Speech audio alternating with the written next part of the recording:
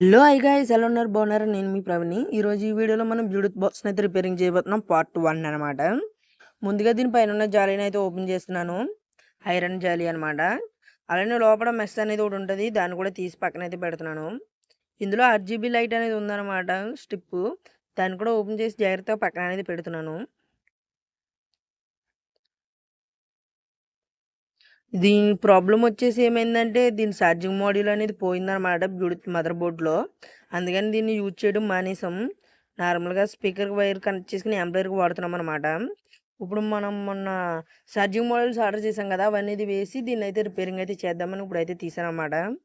మొత్తం ఓపెన్ చేసినాను చూడండి, 2 స్పీకర్స్ అనేవి ఉంటాయి ఇందులో. మొత్తం దీని మదర్ బోర్డ్ వచ్చేసి ఇదే అనమాట. ఛార్జింగ్ మాడ్యూల్ పోయింది, మొత్తం కాంపోనెంట్స్ ఇవే.